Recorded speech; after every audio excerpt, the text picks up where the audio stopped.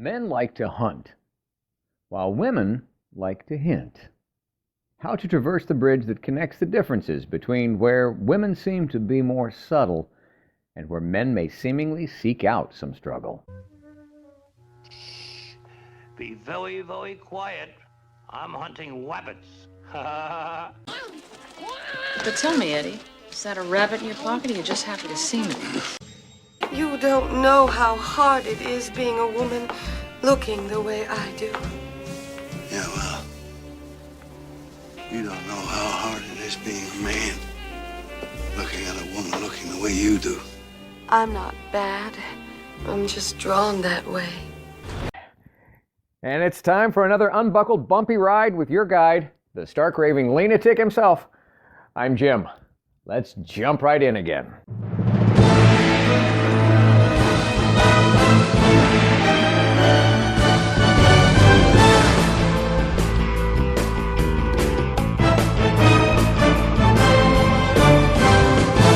Welcome to my podcast based on my brand new book, available on Amazon, Live Life Lean, L-E-A-N.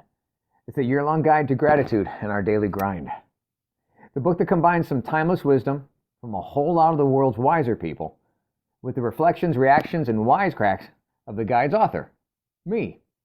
And it guides you, the reader, through the simplest system for a happy, healthy, authentic, and genuinely grateful everyday experience. I urge you to get the book. Of course I do. I wrote it.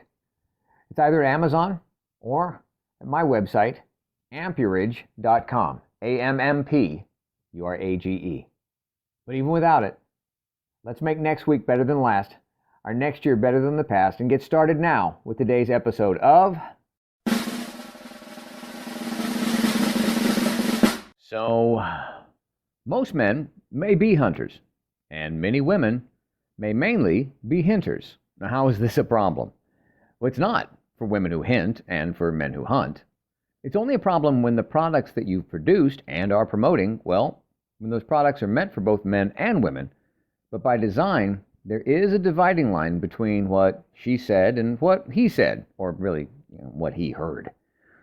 I realized this when I looked at the differences between how and why women use journaling and men listen to podcasts, primarily these podcasts.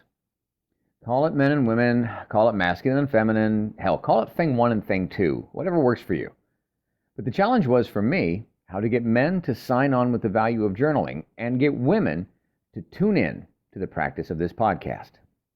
Now, for my marketing quandary, it was simple as, and at the same time, complicated as, creating a formatted comparison worksheet where couples they got to get together and couple up in a corner, ideally working the lean system, all coupled up in that corner, and coupled up, I said, not copulating in that corner. Hey, you two.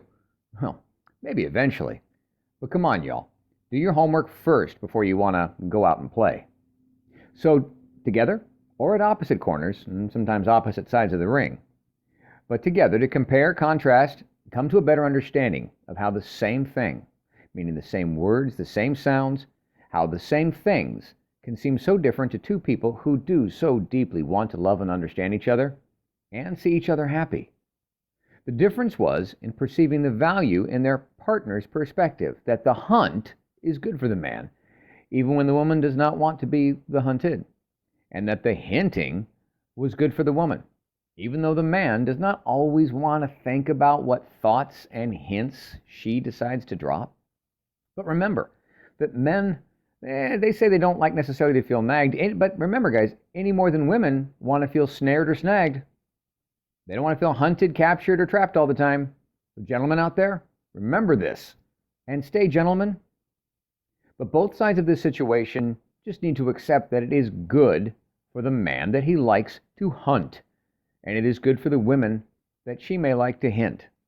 We all need to not carve away at or get too crafty trying to tweak the other gender into just jiving our way.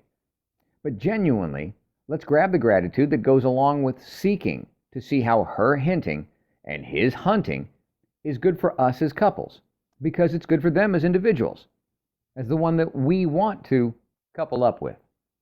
Even in the face of a lot of frequently freaking frustration that goes hand in hand with her hinting and his hunting nature.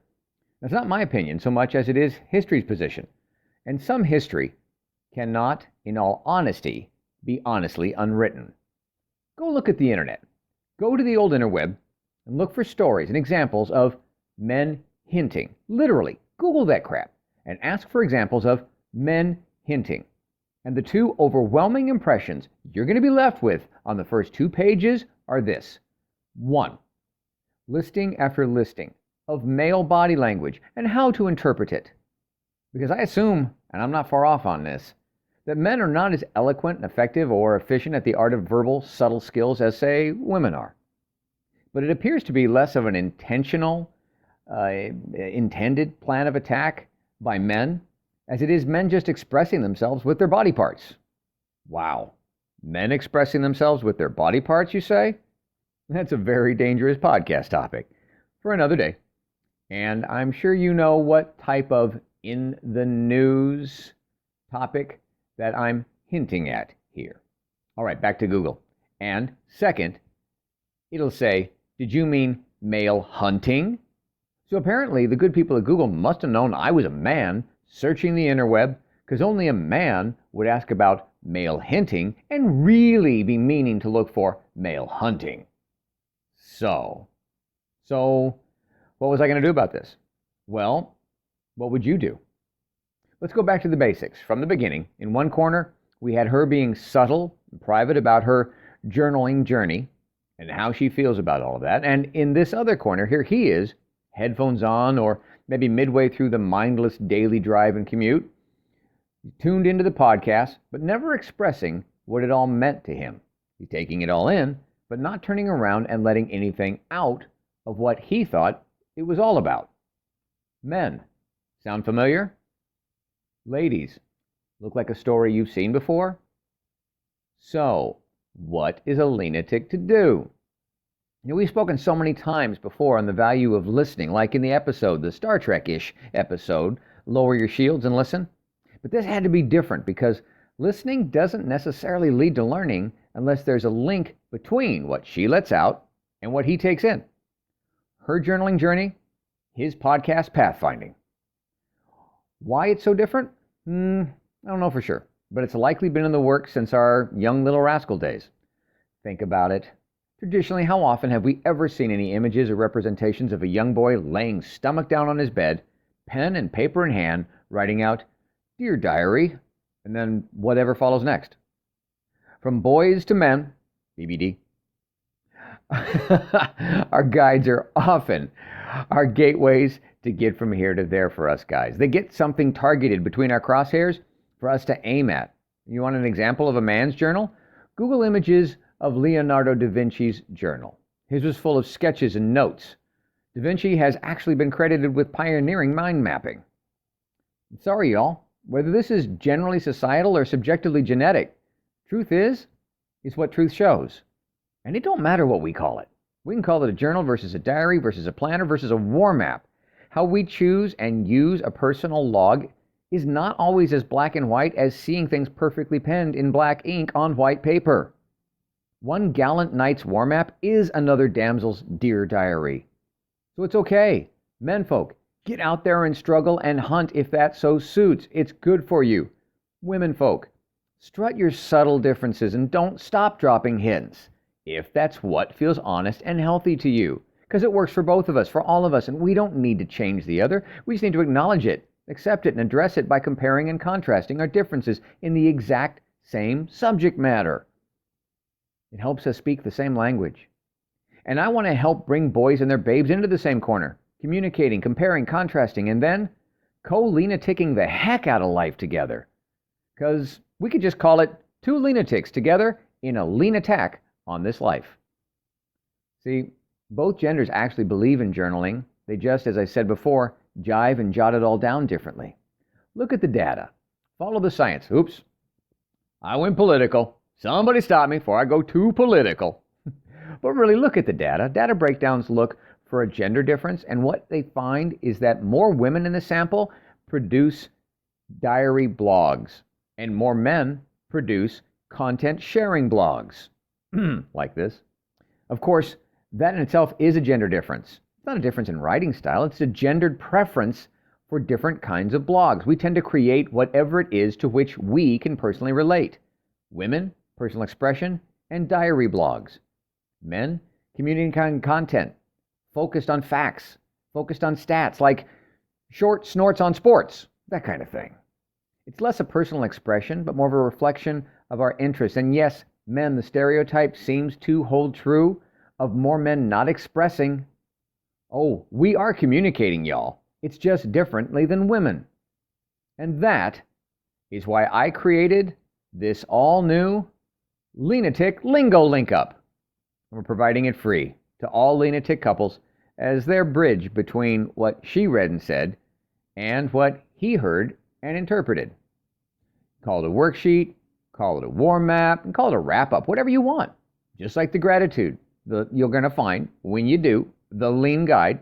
That gratitude, it's all about being yours to define and to refine, just like this.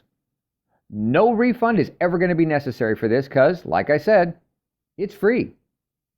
Just like and subscribe below, and we'll get in touch with you to get one out to you as soon as possible. ASAP.